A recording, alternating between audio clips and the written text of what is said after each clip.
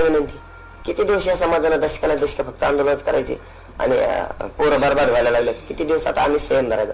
उलट मला वाटतं जेवढे सत्ताधारी पक्षातले मंत्री महोदय आहेत आणि जेवढे आमदार खासदार मंत्री आहेत यांनीच उलट म्हणायला पाहिजे की उगाच आता आपण जनतेला धरू नये. की दशकापासूनचा प्रश्न एकदा सगळेजण एकत्र येऊन ही मार्ग काढा. आमची याच बरोबर दुसरी विनंती आहे की आता सगळ्या पक्षातल्या मराठ्यांच्या मंत्र्यांना, आमदारांना, खासदारांना पोरांच्या पाठीशी ताकदीने उभा राहावं. प्रत्यक्ष तुम्ही आताच ही वेळ नसता तुम्ही नाही उभा राहिले तर मराठी तुम्हाला दारात मात्र उभा करणार नाहीत.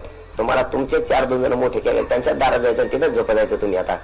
आणि तुमच्या घरी इकडे मराठ्यांच्या दारात सगळ्याच मंत्र्यांनी, आमदारांनी, खासदारांनी आमच्या गोरगरिबांच्या दारांनी यायचं बंद करायचं. जो 6वा दौरा आहे तो कधीपासून साधारणपणे सुरू होईल आणि कुठल्या भागामध्ये असेल?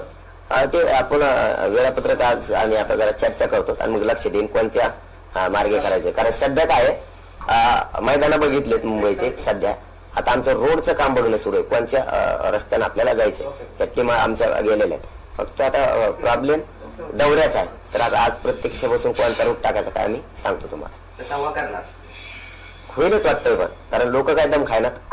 एखाद्या मध्ये वेळ आहे तर होईल. आणि मलाही समाजात जाऊन जनजागृती करणं, त्यांचा आशीर्वाद घेणं गरजेचं आहे. त्यामुळे मीही जातो. मुंबईमध्ये सभा का त्याच्या आधी सभा होते सगळीकडे? वीसच्या नंतर तर काय विषयच नाही ना. 20च्या नंतरचं शेवटचं आंदोलन, इतकं मोठं आंदोलन ते होणार आहे. उपमुख्यमंत्री अजित पवार म्हणाले की काहींनी मुंबईला जायची भूमिका घेतली, थांबायला तयार नाहीत, मात्र आम्ही आरक्षण देण्यासाठी पूर्ण प्रयत्न करतो.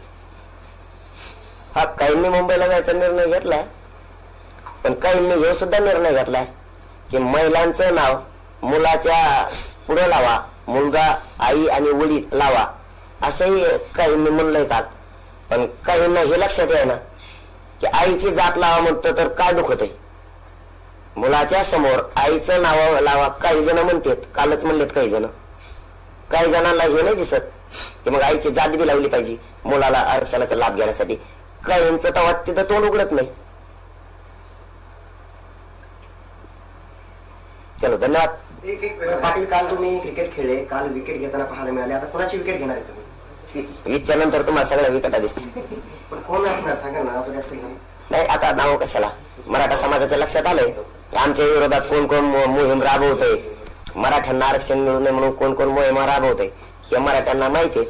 आणि जे जे माहित नाही ते नाव मी सांगणारच आहे मराठ्यांना. सॉरी, कोण कोण सहभागी होणार नाहीत, मराठ्यांच्या पोराच्या पाठीशी उभा राहणार नाहीत हेही माहिती आहे. कोणच्या आमदाराला कोण मराठ्यांच्या मोहिमेमध्ये सहभागी होऊ देत नाही हे मी मराठ्यांना माहिती आहे. कोण कोण जाणून बुजून प्रतिनिधी मराठ्यांच्या आरक्षणात, आंदोलनात पोरांच्या पाठीशी उभा नाही राहिलं पाहिजे हे मोहीम राबत आहेत हे माहिती आहे आम्हाला. त्याच्यामुळे मराठ्यांनी मोहीम हातात घेतली. कोणालाच माहित नाही रस्ते बघायला आमच्या टीमा गेल्यात म्हणून. तशी आमची बी एक दुसरी मोहीम आहे की कोणचा आमदार काय करतो, कोणचा मंत्री कोणाच्या माध्यमातून आमच्या लोकांना जवळ करायला लावतो, कोण कोण नाराज हे बघायला लावतो. ते सगळं आमचं ते सुरू शोधणं. आमदार मंत्र्यांना खरोखरचं मनापासून आमचं आव्हान सगळ्या पक्षात योग्य दादा. लेकर खूप अडचणीत आलेत मराठ्यांचे.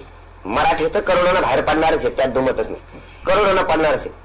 पण तुम्ही ही योग्य वेळ तुम्ही ताकदीने सहभागी होऊन सुद्धा आव्हान करा मुंबईकडे चला म्हणून. आम्ही ते केलंय आणि लोकांनी काम सुरू बी केले. आमच्या लोकांनी ट्रॅक्टरच्या ट्रॉलीला छत बांधायला सुरू केलं. काय काय तर बैलगाड्या घेऊन निघायला लागले, तयार करायला लागले. आमचं तर सुरू झालं. तुम्हाला इच्छानंतर वेगळंच दिसन रूप आहे. हे देशात असं आंदोलन नसत. हे मराठे देशात असं दाखवून देणार आहेत. असं आंदोलन देशात झालं नव्हतं. इतक्या जे वस्तू तुम्ही वस्तू आणू शकत नाही ते तर लांबच राहिले. तुम्ही अडविलं.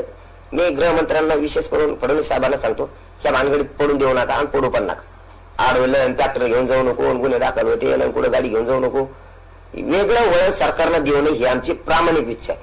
तसं त्यांनी प्रेसच्या माध्यमातून किंवा प्रत्यक्ष सांगून जाहीर करावं की आंदोलक हे शांततेत येणार आहेत आरक्षण घेण्यासाठी, त्यांना त्रास देऊ नका हे तुम्ही स्पष्टपणानं सांगा. कारण लोकांनी तयारी सुरू केल्यात निघायच्या. मराठी निघणार, मराठी येणार, मुंबईकडे कूच करणार, प्रचंड मोठी मराठ्यांचे धडक बी असणार. पण हे शांततेचं आंदोलन असं असणार की कोणत्याच बाजूला बसायला तर जागा नसणारच. परत आरक्षण घेतल्याशिवाय ते बी ओबीसीतूनच मराठा मागे सरकत नाही. इतकं सगळं 7-8 दिवस जायला लागतील. खूप मोठी गर्दी असेल, प्रचंड त्रास लोकांना पण होईल. म्हणजे आंदोलन तुम्ही करताय म्हणून पण इतर लोकांना वेठी धरल्या जाईल, कारण रस्ते सगळे जाम होतील, सगळी वाहतूक व्यवस्था कोलमडून पडेल, सगळं कोलमडून पडेल. एका रस्त्यामुळे काय कोलमडून पडून काय आणि आम्हीच कोलमडून